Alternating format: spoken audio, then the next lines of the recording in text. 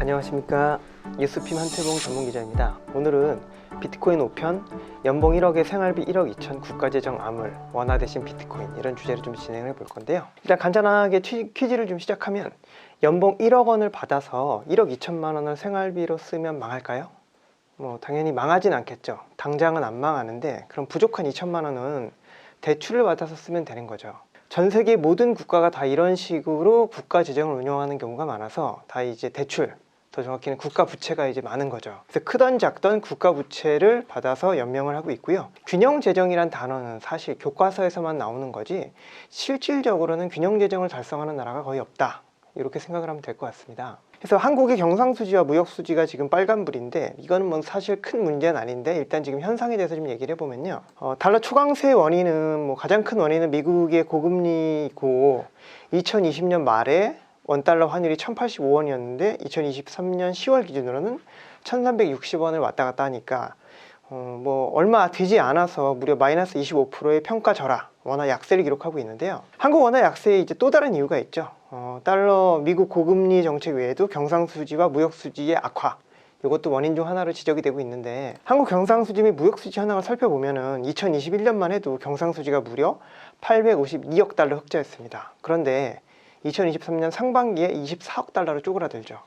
그리고 무역수지는 2021년에 293억 달러를 기록을 했는데 2022년부터 큰 폭의 적자로 반전을 했습니다. 이런 부분들도 분명히 원화 약세에 영향을 미치고 있는 부분이라고 할 수 있고요. 근데 한국은 제조업 강국인데 이게 웬 적자냐라고 생각을 할 수가 있습니다. 간단하게만 예를 들어도 반도체랑 휴대폰은 삼성전자, SK하이닉스, 자동차는 현대차, 배터리는 LG에너지, 그다음에 제약바이오 삼성바이오로직스 이런 탄탄한 회사들이 있는데 왜 적자냐? 그건 이제 가장 큰 원인은 러시아 우크라이나 전쟁 영향으로 인해서 수입 에너지 가격이 급등했기 때문이죠. 그리고 한국 주력 반도체 산업도 좀 부진한 상황이고요. 그리고 코로나19가 끝났기 때문에 해외여행 급증하는 거 요거는 금액이 크진 않은데 어쨌든 경상수지 악화에 조금의 영향은 주고 있는 그런 상황입니다. 그렇다면 이렇게 경상수지나 무역수지가 적자를 기록하거나 많이 축소되면 외환보유액이 감소하게 되잖아요. 그렇다면 한국의 외환보유액 감소로 지금 한국은 위험한 상황일까요? 주요 국가 외환보유액 현황을 보면 한국은 당당히 전 세계에서 6위를 차지하고 있고요. 증감률이 전년 대비해서 마이너스 8.6% 감소하긴 했지만 1위에서 5위까지의 대부분 나라들에 대한 감소폭이 크기 때문에 특별히 한국의 외환보유고에 문제는 없다. 이렇게 결론 낼 수 있습니다. 그렇다면 한국의 무역수지 적자는 지금 일시적이고 그래서 문제될 게 없고 외환보유액 감소도 특별히 문제될 게 없는데 그렇다면 한국이 문제될 게 있냐? 심각하게 문제될 게 있는데 한국의 진짜 문제는 갈수록 나빠질 재정 적자 문제죠. 이게 한국을 두고두고 발목을 잡는 아주 고질적인 문제가 될 가능성이 높은데요. 일단 제가 지금 세금을 얼마 내고 있냐 이런 것들을 한번 러프하게 보면요. 한국의 국가 총수입은 2022년에 618조 원이었습니다. 그 중에서 이제 국세 수입이 396조 원, 그리고 기타 세외나 기금 수입이 183조 원인데 가장 중요한 건 이제 국세 수입이거든요.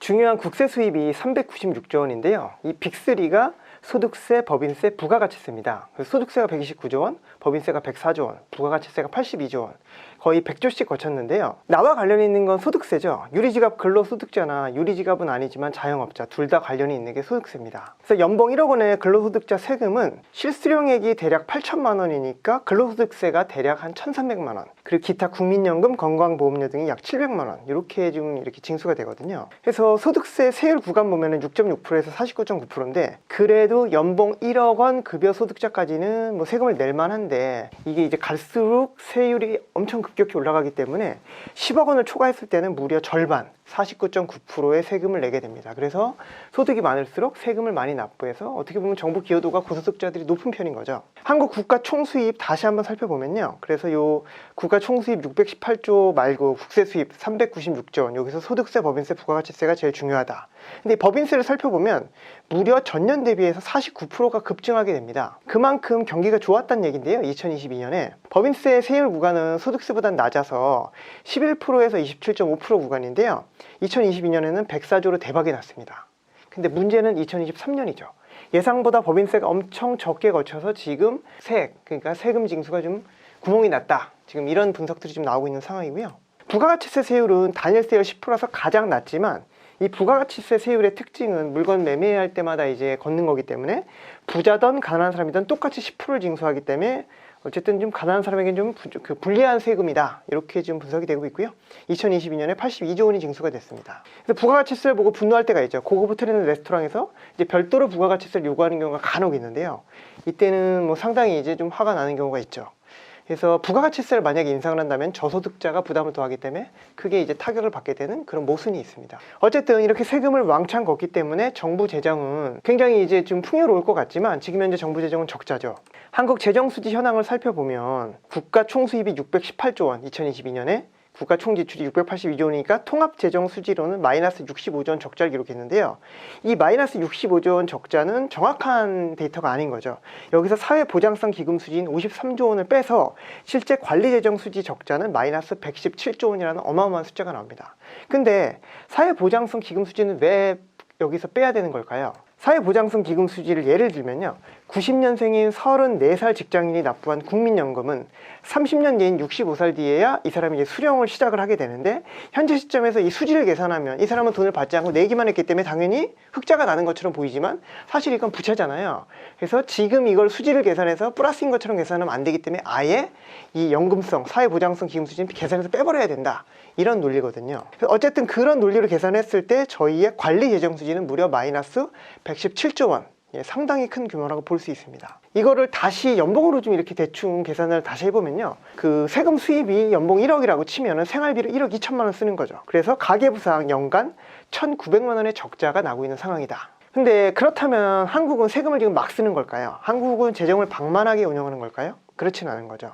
미국 코로나19 당시에 재정 적자가 심각했죠, 되게. 코로나19가 전 세계적인 위기였기 때문에 세계 모든 나라들이 GDP 대비 재정 적자율이 마이너스 10% 이상이었는데 한국은 그나마 마이너스 5%로 상대적으로 양호했었다. 그래서 한국이 재정을 방만하게 운영하는 건 아니다, 이렇게 좀 결론을 낼 수 있습니다. 그렇다면 아무 문제가 없는 거냐? 그건 아니죠. 재정 적자가 계속해서 이렇게 누적되고 커질수록 화폐 가치는 하락하게 됩니다. 부채가 급증하기 때문에 부채가 급증하면서 신용등급이 하락하게 되고, 이게 또 원화 환율 약세 요인으로도 작용을 할 수가 있습니다. 그래서 결론적으로 시간이 가면 갈수록 재정은 악화되기 때문에 한국인들이 한국 원화로만 100% 부유하는 건 위험하고요, 원화 기반 자산으로만 100% 부유하는 것도 위험할 수 있습니다. 그래서 그 대안으로 일부 자산에 대해서는 미국 달러, 금, 비트코인에 대한 관심이 필요한 거죠. 그래서 전 세계 모든 국가 미래 재정이 정도의 차이만 있을 뿐 모두 위험하기 때문에 많은 사람들이 비트코인에 관심을 가지는 이유다, 이렇게 정리할 수 있겠습니다. 그래서 다음 시간에는 비트코인 6편, 저출산 한국의 미래 재정은 미국보다 심각, 비트코인은 필수, 이런 주제로 진행을 좀 해보도록 하겠습니다.